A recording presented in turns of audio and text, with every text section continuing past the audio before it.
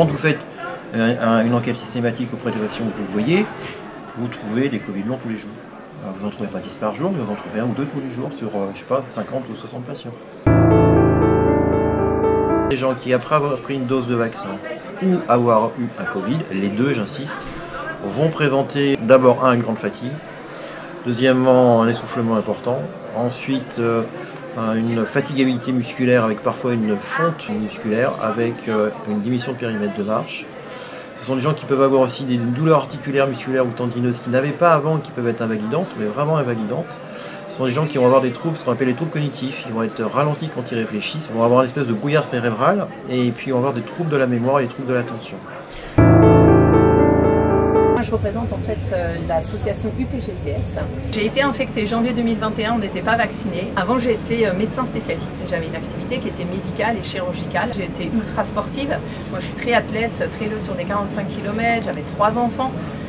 Donc voilà, j'avais une vie, on va dire, qui était très remplie. Quand je me suis retrouvée en effet ce matin de fin février à prendre mon premier patient et à vouloir le raccompagner en fait jusqu'au bout du couloir, et ben je me tenais en fait au mur, je ne pouvais pas marcher.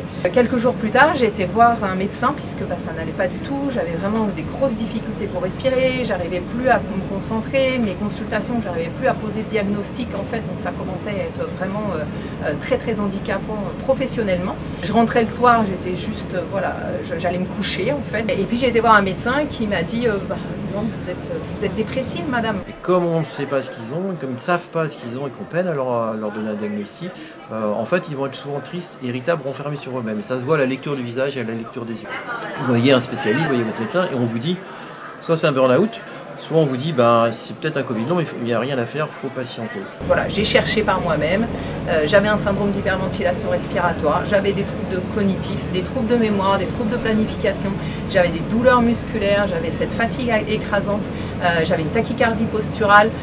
Voilà, tous les symptômes qu'on entend beaucoup en fait au niveau du Covid et on nous dit c'est dans notre tête. Non, ce n'était pas dans ma tête, donc j'ai fait de la kiné pour me rééduquer. Actuellement, j'utilise aussi l'oxygénothérapie. J'ai contracté le Covid en première vague, c'était en mars 2020. On m'a hospitalisée parce que j'avais en fait une atteinte multisystémique. J'avais mon rythme cardiaque qui n'allait plus, mon taux d'oxygène dans le sang n'était pas bon. Les prises de sang démontraient que j'avais également un souci au niveau des reins.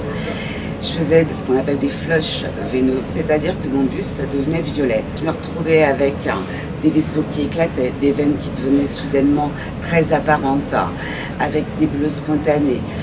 Et là, le corps médical a essayé d'expliquer ça autrement. Le Covid, pour tout le monde, c'était une maladie respiratoire, point. Maintenant, on le sait, ça n'est pas qu'une maladie respiratoire. Moi, elle a touché donc mes vaisseaux. Et les IRM ont montré aussi qu'effectivement, ce Covid avait aussi atteint mon cerveau. Tout cela m'a laissé sur le carreau pendant plus d'1 an. Évidemment, je n'ai pas pu travailler. Évidemment, cela a eu un impact aussi sur mon moral, mes liens sociaux. Même si beaucoup de gens ont été très agréables au départ, au fur et à mesure, chacun reprend sa vie. Et vous restez là, avec cette maladie qui vous handicape. Est-ce qu'il faut se reprocher en fait d'avoir été vacciné ou pas? Moi j'ai dû me vacciner de par mon métier, en tout cas de médecin. Mais je pense qu'il faut aller au-delà de ça en fait. Moi je suis dans qu'est-ce qu'on fait maintenant? Qu'on soit vacciné, pas vacciné, on a un Covid long, très bien. Mais quelle est la stratégie? Quelle est la solution? Et qu'est-ce qu'on nous propose derrière? Il y a eu des lois qui ont été votées. On attend toujours en fait ces parcours de soins-là. Je réinsiste, vraiment, on peut soigner des Covid longs et on peut soigner les effets indésirables des vaccins Covid longs avec des thérapies. C'est quand même très troublant que vous retrouviez les mêmes cycles cliniques après un vacciné et après une personne qui a un Covid. Le seul lien entre les deux, c'est la protéine Spike. Le Covid a la protéine Spike, et on sait que c'est la protéine Spike qui donne les effets du Covid, et on nous fait produire avec cette nouvelle thérapie, par certaines de nos cellules, de certains de nos organes, la protéine S. L'azithromycine, maintenant, on peut le prescrire. C'est une molécule qui a une activité antibactérienne, mais aussi antivirale. Et j'ai découvert il n'y a pas longtemps qu'en fait elle avait une activité sur la protéine S, comme l'ivermectine en fait, et donc elles inhibent en fait l'action de la protéine S. Alors, ça ne se fait pas comme ça, même si c'est un des médicaments les plus éprouvés au monde. Pareil pour l'azithromycine, il faut faire attention, c'est un antibiotique, il faut voir un médecin, et faire attention si vous avez des problèmes cardiaques. Il y a quand même quelques contre-indications pour lesquelles il faut être vigilant. Donc vraiment, j'incite tout le monde à prendre contact avec un médecin, à poser le diagnostic posément d'abord en soi, est-ce que je pourrais avoir un Covid long éventuellement, et ne pas désespérer si les gens vous disent mais non c'est dans ta tête, c'est parce que tu n'as pas le moral, mais voilà, pense sur toi et fais des choses. Non, les gens qui ont un Covid long ne peuvent pas faire une activité normale comme avant et ils ne réfléchissent pas comme avant. Se retrouver allongé dans un canapé 18 heures par jour, à plus pouvoir faire la cuisine, à plus pouvoir lire des articles, moi je lisais des articles en anglais, j'étais incapable de comprendre. J'oubliais tout, donc moi tous les matins il fallait que je passe 45 minutes à programmer mon téléphone pour que je puisse me souvenir des choses qu'il fallait que je fasse en fait dans ma journée.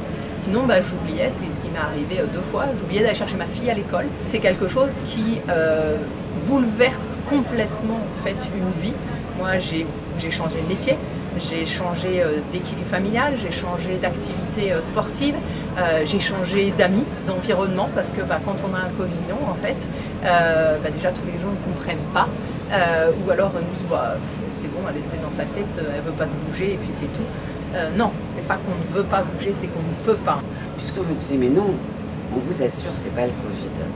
Mais alors de quoi je souffre? C'est ainsi que j'ai rencontré cette association, donc l'UPGCS, parce que toute cette difficulté aussi, c'est de gérer au quotidien, même dans la première phase de rééducation, son énergie.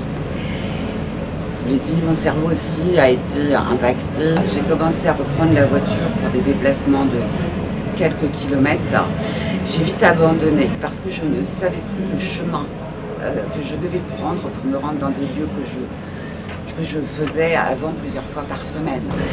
Je travaille maintenant 16 heures par semaine. C'est loin de ma vie d'avant. Avant, moi, je parcourais plusieurs départements. J'avais beaucoup de choses à transmettre. J'ai dû me priver de tout cela. Parce qu'aujourd'hui, je ne peux que télétravailler. Je n'ai plus la force d'aller sur le terrain. On ne peut plus se projeter professionnellement, mais également dans une vie sociale épanouie. Tout cela maintenant est une autre vie. Ça veut dire qu'il m'a fallu accepter le deuil de ma vie d'avant. Quand j'ai fait 1 kilomètre de marche, il est plus que temps de rentrer.